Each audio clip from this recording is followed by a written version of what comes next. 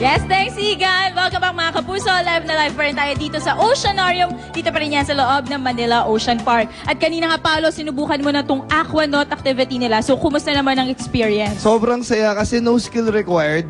Na bumabalaw sa tubig, ang dami-dami ko isang nakita, hindi malamig yung tubig.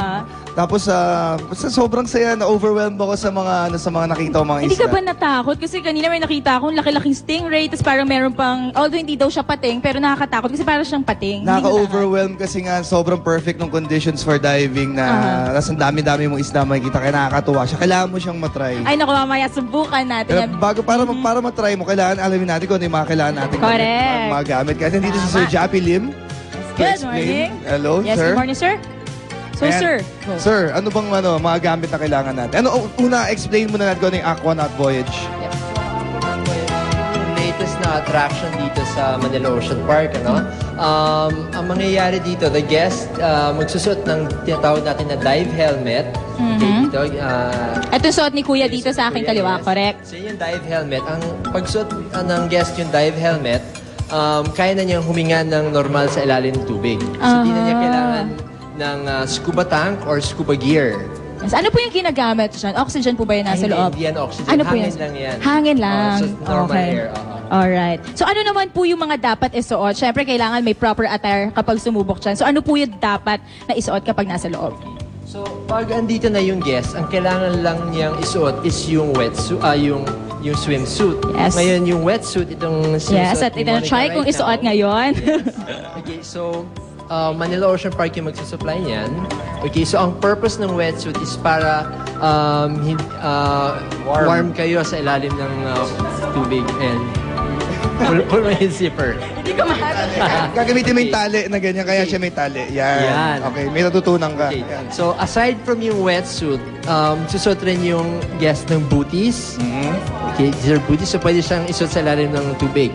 Oo. Okay. Tsaka yung earrings na pwedeng optional yung earrings. Optional yung earrings. At yung glasses. Tapos sir, what makes this interesting, alam ko, pwede po kayong nakasalamin in Paolo's case, and ako naka-contact lens. Pwede Yes, po, safe po yun. Yes.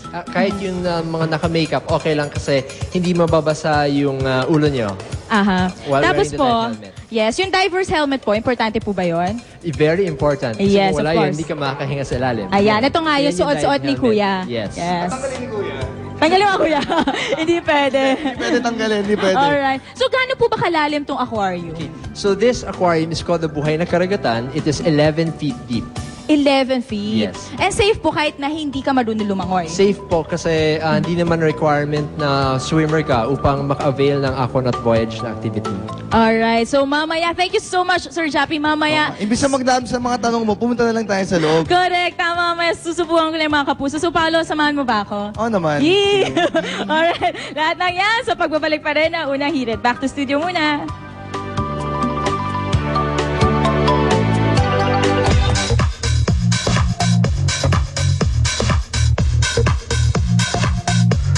Good morning, Kuya Larn.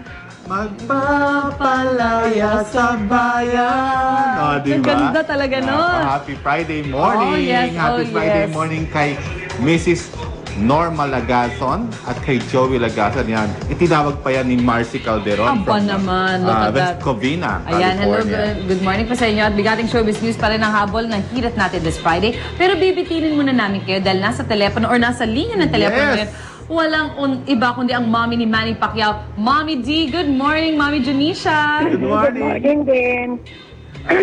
Nako, kumusta po, Mami? Nasaan po kayo ngayon?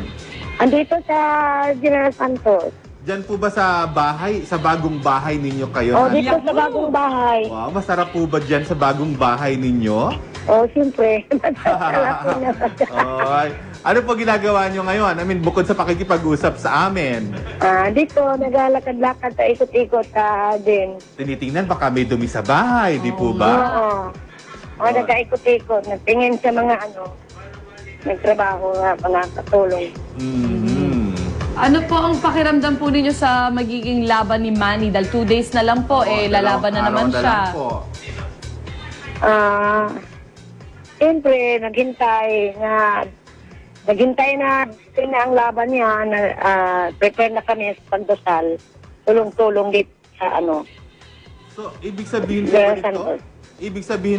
hindi kayo manunood ng laban niya sa TV? Oo, hindi ako nanood. Magdadasal lang po kayo. Magdasal ako talaga sa prayer namin. Sino po ang mga kasama ninyong magdadasal? Mga kumari ko, mga friends. So, ni Manny. Pero pag nanalo na po papanoorin niyo ba yung replay ng laban? Pag alam ko na nanalo siya, pagtapos ng laban niya, panoorin ko na lang sa replay. Oo. Bakit hindi po kayo... Bakit, Mami, ba't hindi po kayo pumunta sa States? Alam naman ni Manny, nagpaalam ako sa kanya nga hindi ako magsama sa iyo sa US na kasi lipatan ko yung bagong bahay. Masikip na talaga ang doon sa kabila. Masikip ang daan, walang maliit ang parkingan. Buti dito sa bago kay malaki. So, ilang araw na po ba kayong nakalipat dyan sa bago? Mag-isang buwan na yung 18. Nagba-brown out po dyan sa Mindanao, hindi po ba? Paano nyo po mapapanood yung laban ni Manny? Marami nang nanood sa Kibol. May naglagay man sa mga mga barangay dito sa barangay sa Bintan. Okay. Doon ang doon sa